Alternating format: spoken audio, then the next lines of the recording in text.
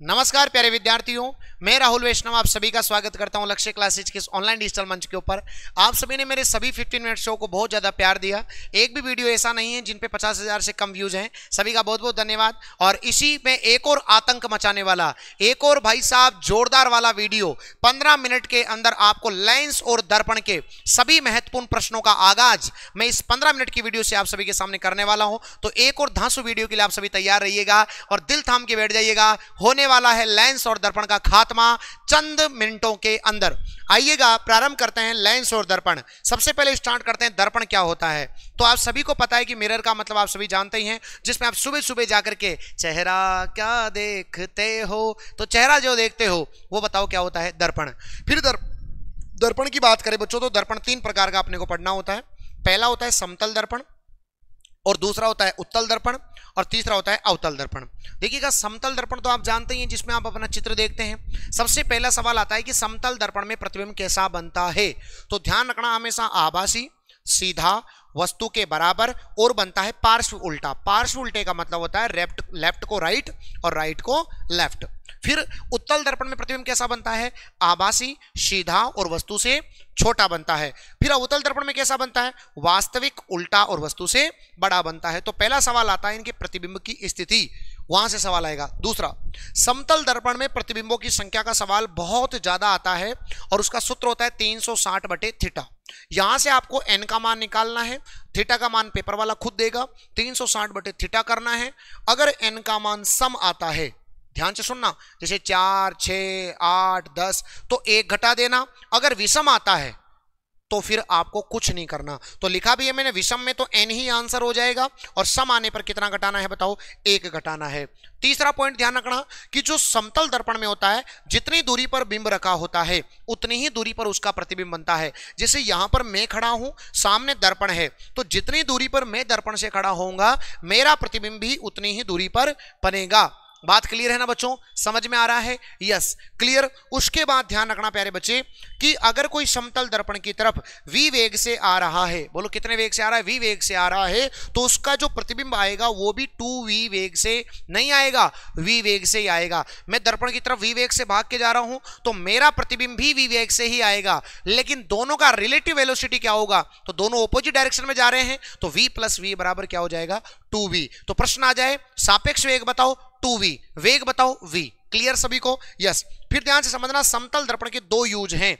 एक होता है पेरिस्कोप में, एक होता है कैलिडोस्कोप में। जो पेरिस्कोप होता है ना, इसमें आपको ध्यान रखना है कि 2 समतल दर्पण 45 डिग्री के कोण पर लगाए जाते हैं। इसमें 2 समतल दर्पण 45 डिग्री के कोण पर लगाए जाते हैं, जबकि कैलिडोस्कोप के अंदर 3 समतल दर्पण 60 डिग्री के कोण पर लगाए जाते हैं और उनके बीच में रंगीन कांच भरा जाता है। सभी प्रश्न पूछे गए हैं कि रंगीन खिलौने बनाने में किसका प्रयोग किया जाता है, कैलिडोस्कोप का प्रयोग किया जाता है।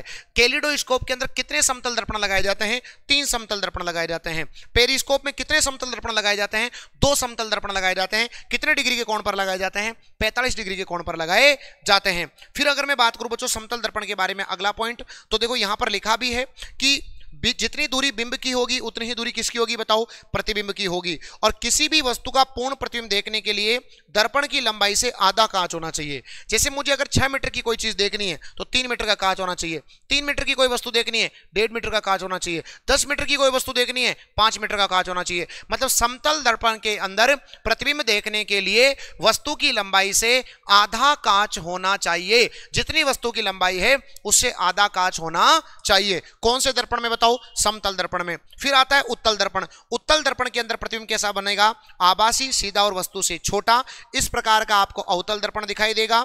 जब इसके ऊपर प्रकाश की किरणें आती है तो ये प्रकाश की किरणों को इस प्रकार फैला देता है और फैलाने की वजह से इसको अपसारी दर्पण कहा जाता है। जबकि ये क्या करता है, जैसे इसके ऊपर प्रकाश की किरण आती है तो ये प्रकाश की किरणें जो होती है ना, ये एक बिंदु पर इकट्ठी हो जाती है, मिला देता है, इसीलिए इसको कहा जाता है अभिसारी दर्पण। क्या कहा जाता है बोलो, अभिसारी दर्पण। उत्तल दर्पण के 2 प्रयोग बहुत ज्यादा पेपर में आते हैं। पहला है इसका प्रयोग साइड मिरर में, जो आपके साइड ग्लास लगा होता है, साइड ग्लास में, और स्ट्रीट लाइटों में। स्ट्रीट लाइट में इसका प्रयोग इसलिए करते हैं क्योंकि किरणों को फैलाता है, पूरी गली में उजाला हो जाएगा, इसलिए इसमें कौन सा दर्पण आता है बताओ, इसीलिए इसको कहते हैं अपसारी दर्पण। अवतल दर्पण के प्रयोग की बात करें तो इसमें आंख नाक गले का डॉक्टर, जिसको अपने ENT डॉक्टर कहते हैं, साथ ही साथ सर्च लाइट और वाहनों में लगी हेडलाइट, इसको गलत मत करना, वाहनों में लगी हेडलाइट, और इधर है साइड मिरर, साइड मिरर है उत्तल दर्पण का प्रयोग और हेडलाइट होती है अवतल दर्पण का प्रयोग। मेरे हिसाब से आपको दर्पण समझ में आ गया होगा। 3 प्रकार का दर्पण है। वीडियो को 2 बार 3 बार देखना बच्चों, लेकिन मैं इस बात की आपको विश्वास दिलाता हूं कि अब तक जो प्रश्न आ गए वो सारे इससे सोल्व हो जाएंगे। आप खुद देखना, इतने कम समय के अंदर इस कॉन्सेप्ट को क्लियर करना दुनिया का सबसे कठिन काम होता है। मेरे पूरे दिन ऑफलाइन क्लासें होती है, 2 ऑनलाइन क्लास चलती है, और फिर भी आपके लिए टाइम निकाल करके पूरा कंटेंट तैयार करता हूं। भाई साहब मेहनत करता हूं, मेहनत से कभी पीछे नहीं हटता। अगर आपको मेहनत अच्छी लग रही है तो एक प्यारा सा कमेंट आपके राहुल सर के लिए जरूर छोड़ करके जाना। अगर आपकी जिंदगी में इसका 1% भी इस वीडियो को योगदान होना तो एक प्यारा सा कमेंट आपके राहुल सर के लिए जरूर करना प्यारे बच्चों। उसके बाद अगली बात करें बच्चों तो देखो दर्पण और लेंस को कैसे याद करना है, ध्यान से सुनना कैसे याद करना है। देखो उत्तल दर्पण है तो देखो उत्तल दर्पण को अभी मैंने क्या बताया था, क्या बोलते हैं अपसारी, क्योंकि किरणों को फैलाता है। प्रतिबिंब कैसा बनता है इसमें, आभासी, सीधा और वस्तु से छोटा। फिर नीचे देखिए अभी हमने पढ़ा था अवतल दर्पण, अवतल दर्पण को किरणों को इकट्ठा करता है, इसीलिए इसको क्या कहते हैं अभिसारी दर्पण। और अभिसारी दर्पण के अंदर प्रतिबिंब कैसा बनता है, वास्तविक, उल्टा और वस्तु से बड़ा। गुरुजी दर्पण याद किया तो दर्पण याद करते ही ऑटोमेटिक लेंस याद हो जाएगा। देखो अगर दर्पण उत्तल है, अगर दर्पण उत्तल है तो लेंस होगा अवतल। कौन सा लेंस होगा, अवतल। अगर दर्पण अवतल है तो लेंस होगा उत्तल। मतलब मैं यूं कहना चाह रहा हूं कि अवतल लेंस को भी क्या कहते हैं बताओ, अपसारी कहते हैं। अवतल लेंस में भी प्रतिबिंब कैसा बनता है, आभासी, सीधा और वस्तु से छोटा। अगर उत्तल लेंस की बात आए तो उत्तल लेंस जो होता है वो अवतल दर्पण के समान होता है। मतलब उत्तल लेंस की बात करें तो उत्तल लेंस को अभिसारी लेंस भी कहते हैं। उत्तल लेंस में प्रतिबिंब वास्तविक, उल्टा और वस्तु से बड़ा बनता है। क्या समझ में आ गई बच्चों। तो अगर उत्तल दर्पण हो तो लेंस होएगा अवतल, अगर दर्पण अवतल है तो लेंस होगा उत्तल। बाकी याद करोगे दर्पण, याद हो जाएगा लेंस। मेरी बात आपको शायद समझ में आ चुकी होगी। आइएगा फिर आता है बच्चों हमारे पास दर्पण। दर्पण की बात करें तो दर्पण सूत्र और एक आता है लेंस सूत्र। देखो दर्पण सूत्र क्या होता है, 1/f बराबर 1/u प्लस 1/v। यहां पर जो f होता है प्यारे बच्चे, इस f को कहते हैं फोकस दूरी। फोकस दूरी, गुरुजी फोकस दूरी क्या होती है, तो ध्यान से समझना। ये आपका दर्पण मान लो, और इस दर्पण के अंदर जब कोई लाइट आती है बच्चों, तो लाइट जब आती है तो इसमें ध्यान से होना, ये बीच वाली अक्ष को बोलते हैं मुख्य अक्ष। जब ये प्रकाश की किरण आती है, जब इस दर्पण से टकराती है, टकराने के पश्चात जिस बिंदु से गुजरती है उसको बोलते हैं फोकस। और यहां पर होता है ध्रुव, ध्रुव को बोलते हैं P। तो ध्रुव से लेकर के फोकस तक की दूरी को हम कहते हैं फोकस दूरी। क्या कहते हैं बताओ, फोकस दूरी। ध्रुव से लेकर फोकस तक की दूरी को फोकस दूरी कहा जाता है। तो ये तो हो गई फोकस दूरी। फिर आता है U। U का मतलब होता है बिंब दूरी। इस दर्पण के सामने जितनी दूरी पर आपका बिंब रखा होता है उसको कहा जाता है U, और जितनी दूरी पर इसका प्रतिबिंब बनता है उसे कहा जाता है V। तो बिंब दूरी को बोलेंगे U और प्रतिबिंब दूरी को बोलेंगे V, और F का मतलब होता है फोकस दूरी। तो दर्पण सूत्र का उल्टा लेंस सूत्र होता है, अर्थात दर्पण सूत्र होता है 1/f बराबर 1/u प्लस 1/v, और लेंस सूत्र होता है 1/v माइनस 1/u। मतलब इसको उल्टा कर दीजिए, इसको उल्टा कर दीजिए तो v पहले आ जाएगा, u बाद में आ जाएगा, प्लस की जगह क्या आ जाएगा, माइनस। तो ये होता है दर्पण सूत्र, ये होता है लेंस सूत्र। हो सकता है कभी इसका न्यूमेरिकल आ जाए तो आपको हो सकता है u दे दे, v दे दे, f पूछ ले, हो सकता है f दे दे, u दे दे, v पूछ ले। तो ये आपको ध्यान रखना है। समझ में आ गई मेरी बात, ये बड़ी बड़ी बात है। उसके बाद ये रिलेशन डायरेक्ट पेपर में आता है r बराबर 2f। गुरुजी r क्या होता है, तो समझना बच्चों, यहां पर होता है सेंटर। सेंटर मतलब होता है c, सेंटर मतलब C। अब आप सभी को पता है ये जो होती है त्रिज्या होगी, रेडियस होगी, जिसे बोलते हैं वक्रता त्रिज्या। भाई ये त्रिज्या हो गई, ये है f, ये है f, और ये पूरी है r। तो f कितना हो गया बताओ, 2f। तो ये जो r होगी ये क्या होगी, f का डबल हो जाएगी। ये जो r होगी ना बच्चों, ये इस f का डबल हो जाएगी। तो f कितना हो गया बताओ, टोटल 2f। तो r बराबर होता है 2f। r बराबर क्या हो गया, 2f। फिर आता है बच्चों सवाल कि लेंस की क्षमता की बात करते हैं। लेंस की क्षमता, पावर ऑफ लेंस। तो ध्यान रखना बच्चों, पावर ऑफ लेंस का सूत्र होता है P बराबर 1/f। P बराबर क्या होता है बताओ, 1/f होता है। P का मतलब पावर और F का मतलब होता है फोकस। F का मतलब क्या होता है, फोकस दूरी होता है। अगर मान लो दो लेंस आपस में जोड़ दिए जाएं, दो लेंस आपस में जोड़ दिए जाएं बच्चों, अगर दो लेंस अगर आपस में जोड़ दिए जाए मान लो, तो अगर पावर पूछे तो पावर में दोनों लेंस की पावर को जोड़ देना। अगर टोटल पावर पूछे तो दोनों लेंस की पावर को जोड़ देना। मान लो 2 लेंस की बात करें तो, और अगर दोनों लेंस की फोकस दूरी की बात करें तो 1/f बराबर कर देना 1/f1 प्लस 1/f2, है ना। तो टोटल फोकस दूरी निकल के आ जाएगी। अगर टोटल क्षमता की बात करें 2 लेंस जोड़ने पर तो दोनों की क्षमताओं को जोड़ देना। अगर 2 लेंस जोड़ने पर उनकी फोकस दूरी की बात करें तो 1/f बराबर होता है 1/f1 प्लस 1/f2। याद रह जाएगा। लेंस की क्षमता को मापा जाता है, बोलो किसमें, बोलो डायोप्टर में मापा जाता है, जिसमें आप सभी को पता है इसको कहां से लिखा जाता है, डी से लिखा जाता है। फिर उत्तल लेंस की जो क्षमता होती है या फोकस दूरी जो होती है वो प्लस में लिखनी है, और अवतल लेंस की किसमें लिखनी बताओ, माइनस में लिखनी है। मतलब अगर लेंस उत्तल है तो आपको लास्ट आंसर में आपको प्लस लगाना है, अगर लेंस अवतल है तो लास्ट आंसर में आपको माइनस लगाना है। जैसे एक सवाल में आपको समझा देता हूं। सपोज दैट, देखिए बच्चों, मान लो 2 समतल दर्पण हैं, और मतलब मान के चलो कि एक उत्तल लेंस है, बोलो कौन सा लेंस है, उत्तल लेंस है। सपोज दैट मान के चलो उत्तल लेंस है, और उत्तल लेंस की फोकस दूरी बताओ 50 सेंटीमीटर है। कितना सेंटीमीटर है, 50 सेंटीमीटर है।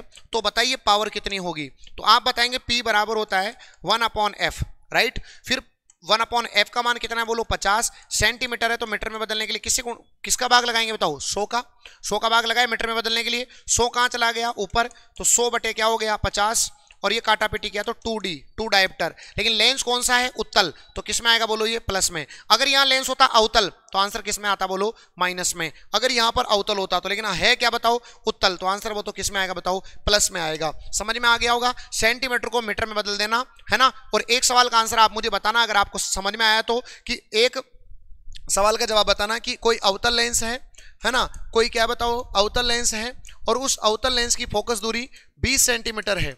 उस अवतल लेंस की फोकस दूरी 20 सेंटीमीटर है। तो बताइए लेंस की क्षमता क्या होगी। इसका आंसर आप मुझे बताइएगा कमेंट बॉक्स में, कि अवतल लेंस की फोकस दूरी 20 सेंटीमीटर है, तो बताइए लेंस की पावर क्या होगी, लेंस की क्षमता क्या होगी। फोकस दूरी 20 सेंटीमीटर दे रखी है। आप खुद देखिए बच्चों, इतना बढ़िया कंटेंट आपके लिए डिलीवर कर रहा हूं मैं, कि हर एक शब्द, हर एक चीज को आपको इतना प्यार से हर एक चीज को समझाते हुए चल रहा हूं। बच्चों यही वो कंटेंट है जो आपको सिलेक्शन दिलाएगा, क्योंकि कम समय के अंदर अधिक कंटेंट लेना ही अपना महत्वपूर्ण कर्तव्य होता है। और यह आपको एक एक करके सारी चीजें मैंने आपको समझाई। दर्पण सूत्र क्या होता है, लेंस सूत्र क्या होता है, और किस प्रकार दर्पण और लेंस पढ़ना है। बच्चों ध्यान रखना, जो उत्तल लेंस होता है उसका साइन कुछ इस प्रकार का होता है, और जो अवतल लेंस होता है प्यारे बच्चे, उस अवतल लेंस का साइन कुछ इस प्रकार का होता है।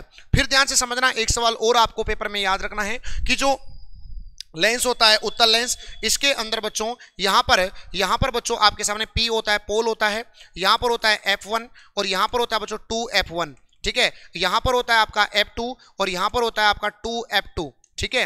और यहां पर होता है आपका अनंत, और यहां पर भी क्या होता है बताओ, अनंत। अब ध्यान से समझना, बिल्कुल आसानी से समझ में आ जाएगा। सवाल आता है कि यदि कोई उत्तल लेंस के अंदर वस्तु अनंत पर रखी हो तो उसका प्रतिबिंब कहां पर बनेगा। तो देखो कुछ नहीं करना है, इधर से यूं बढ़ना है, इधर से यूं बढ़ना है। तो देखो कैसे, सबसे पहले अनंत पे चला तो अनंत पर प्रतिबिंब, अनंत पर वस्तु रखोगे तो प्रतिबिंब कहां पर बनेगा, F2 पर बनेगा। फिर सीधा कदम बढ़ा दो, कदम बढ़ाओ, 2F1 पर रखोगे तो कहां पर बनेगा बताओ, 2F2 पर बढ़ेगा। फिर आगे एक और कदम बढ़ा दो, F1 पर रखोगे तो प्रथम कहां पर बनेगा बताओ, अनंत पर बन जाएगा। ऐसे करना है, अनंत पर रखोगे तो F2 पर बनेगा, 2F1 पर रखोगे तो 2F2 पर बनेगा, F1 पर रखोगे तो अनंत पर बनेगा। समझ में आ गई मेरी बात। ये सवाल भी बहुत बार पेपर के अंदर रिपीट होता है। तो ये आपका था एक, मैंने जेन्युइन आपको समझाया लेंस और दर्पण। मात्र कुछ चंद मिनटों के अंदर आपके डाउट क्लियर हो गए होंगे। और इतना पढ़ करके जाते हैं आपको, तो देखो इससे कम समय के अंदर कभी भी लेंस दर्पण को नहीं पढ़ा जा सकता। आने वाले समय में हमारे पास ये सभी आर्टिकल्स, राजस्थान के अब तक जितने भी एग्जाम हुए बच्चों, सबके PYQ एक साथ एक ही किताब में व्याख्या सहित पूरी लक्ष्य क्लासेज की टीम आपके बीच में लॉन्च करने जा रही है। 20 सितंबर के से ये आपके सामने स्टार्ट होने लग जाएंगे, इसकी डिलीवरी स्टार्ट होने लग जाएगी। तो सभी विद्यार्थी दिल थाम के बैठ जाइएगा, डाउनलोड करके रखिएगा लक्ष्य क्लासेज उदयपुर का एप्लीकेशन। अगर आपको ये वीडियो थोड़ा सा भी पसंद आया है और आपका रिवीजन करवाया है, कुछ नया सीखने को मिला है, तो एक प्यारा सा कमेंट आपके राहुल सर के लिए जरूर करना। Thank you. जय हिंद, जय भारत।